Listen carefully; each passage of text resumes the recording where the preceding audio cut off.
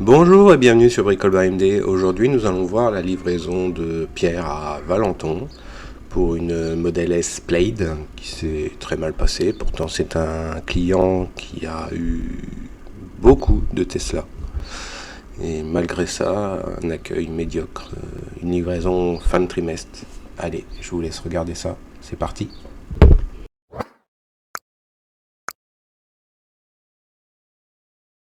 Témoignage mécontent de la livraison de sa Tesla Model S Plaid.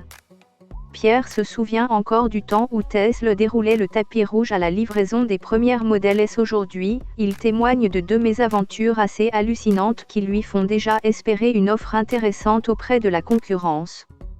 C'était pour un Model X et sa toute nouvelle Model S Plaid. Pas un client ordinaire. Si le témoignage de notre abonné est si intéressant, c'est parce qu'il a un lien de cœur très fort avec les voitures électriques de la marque. Je suis client depuis 2014. J'ai commencé avec une Tesla Model S 85. Depuis, j'ai aussi eu ce modèle en P90, P100, Performance Raven et Plaid. Au total, pour ses besoins en déplacement, il a acheté 12 Tesla en 9 ans, dont 3 modèles 3, 2 modèles Y et 2 modèles X. J'ai dû dépasser les 400 000 km en tout avec elle, dont 120 000 km avec la P90 que j'ai conservée 6 ans. Je suis vraiment ravi de ces voitures à l'usage. Et j'aime beaucoup cette marque. Pierre roule beaucoup, pour ses besoins professionnels en particulier. Il s'est aussi jusque-là montré en véritable ambassadeur de ces voitures. En matière de rapport prestations, autonomie et tarifs, elles constituent les meilleures offres du marché. J'ai convaincu pas mal de personnes autour de moi. Ma belle-mère roule en Tesla, mon beau-père aussi, ainsi que des amis. Tapis rouge. Lors de notre entretien, Pierre a évoqué ce tapis rouge qui se déroulait devant les premiers clients recevant leur Model S en France. J'avais moi-même pu constater cet exceptionnel accueil en septembre 2013, alors que la marque recevait en la Villa Maillot, dans le 16e arrondissement de Paris. Lorsque j'ai reçu ma Model S 85 en 2014, l'équipe avait pris une photo, avait sollicité mon témoignage pour le mettre en ligne sur leur site. J'avais mon petit stand, et la voiture était à l'abri sous une couverture. 2 ans plus tard, cet esprit était toujours là, la Model S venait d'être restylée. C'est pour ça que je suis passé à la P90. La livraison avait alors été effectuée au service center de Gennevilliers. Nous étions rappelés au téléphone pour nous demander si tout allait bien, comment on trouvait la voiture. L'esprit était vraiment chouette à l'époque. Ce n'est plus comme ça aujourd'hui. Non. Le processus peut bien sûr se dérouler correctement. Mais prendre livraison d'une Tesla, même à plus de 130 000 €, peut être une véritable catastrophe. J'ai ainsi vécu 2 malheureuses situations. Modèle X. La livraison du second Modèle X de Pierre démarre de façon assez classique. J'ai été contacté pour procéder rapidement au règlement, car je devais vite venir récupérer ma voiture. Mais une fois le versement effectué, je n'ai plus eu de nouvelles du commercial. J'ai donc appelé au bout de quelques jours. Première douche froide, on m'annonce que mon Model X est toujours à Baltimore. Mon interlocuteur ne comprenait pas pourquoi on m'avait dit qu'il était déjà arrivé au center de Paris et, à Bailly. J'ai exigé qu'une solution soit trouvée. On m'a donc attribué un autre Model X. Un rendez-vous a été fixé un vendredi à 14 h. Rien ne va se passer comme prévu. Quand j'arrive, l'immatriculation n'est pas faite. Je dois donc attendre 1 heure. Une fois que je l'ai, je peux enfin assurer le véhicule. Et là commence une longue attente. La personne qui s'occupait des livraisons n'était même pas au courant de mon arrivée. La situation prend une drôle de tournure. Nouvelle déception au bout d'un long moment sans nouvelles. Vers 17 h, on m'apprend que ma voiture ne va pas pouvoir m'être livrée car un rétroviseur a été cassé lors de la préparation. On me propose de me payer un taxi jusqu'à Chambourcy, un autre point de livraison à l'opposé de Paris.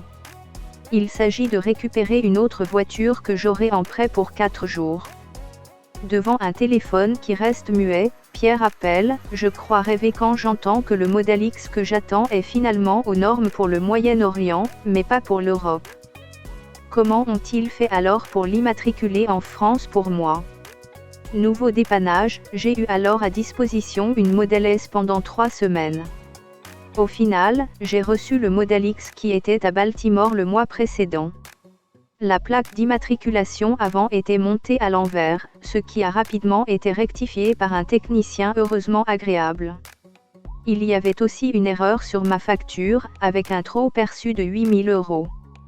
Une aubaine sur une Model S Plaid. Si l'on peut regretter d'avoir à vivre exceptionnellement une livraison chaotique, que penser quand l'épisode se renouvelle, empire, quelque temps plus tard. En outre, il ne s'agissait pas d'un bas de gamme, mais d'une Model S Plaid.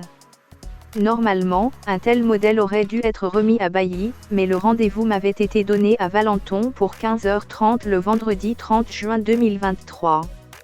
Le dernier jour d'un trimestre n'est jamais une bonne date chez Tesla où tout le monde est débordé.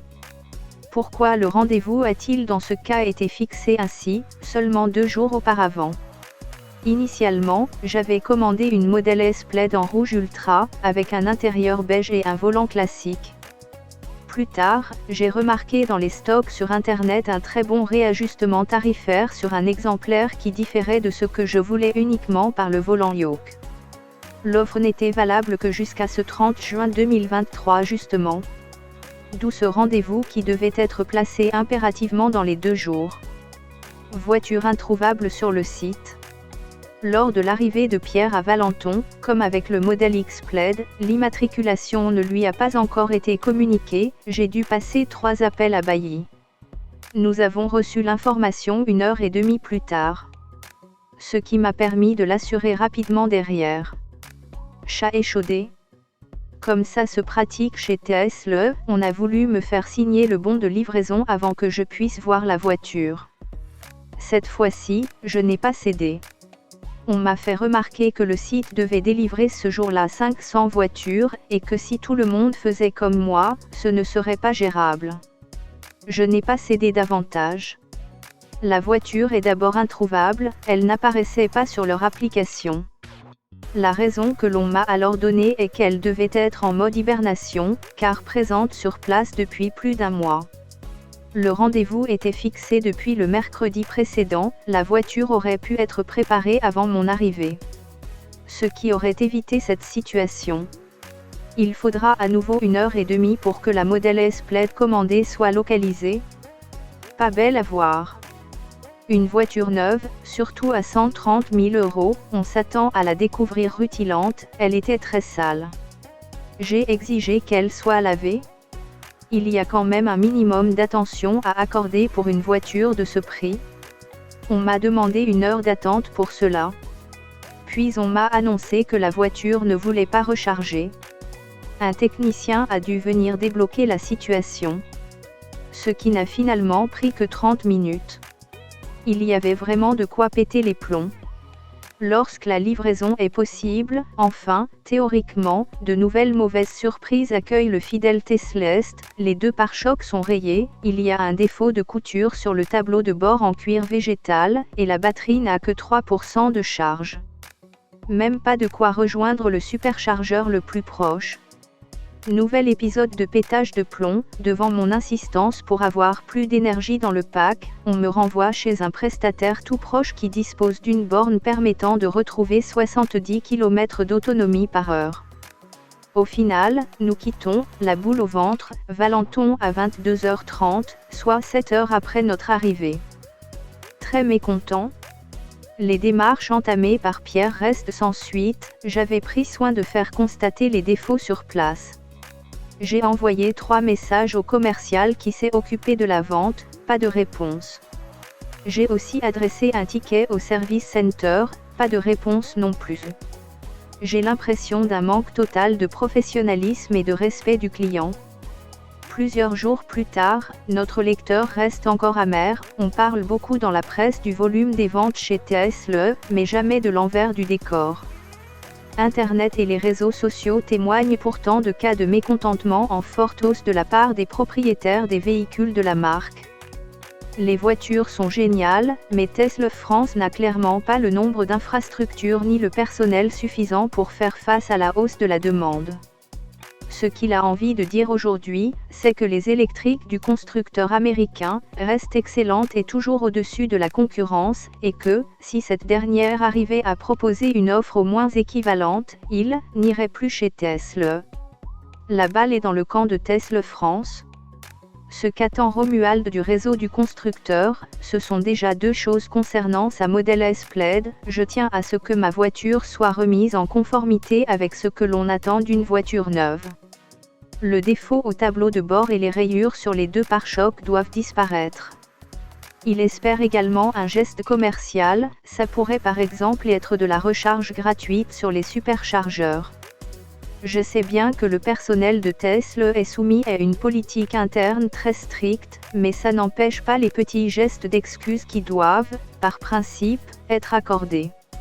De manière plus générale, pour la qualité de service, il appelle Tesla France à ouvrir de nouveaux établissements et à embaucher du personnel. Le rôle du réseau n'est pas seulement de faire acheter des voitures et de dire ensuite à ses clients « démerdez-vous ».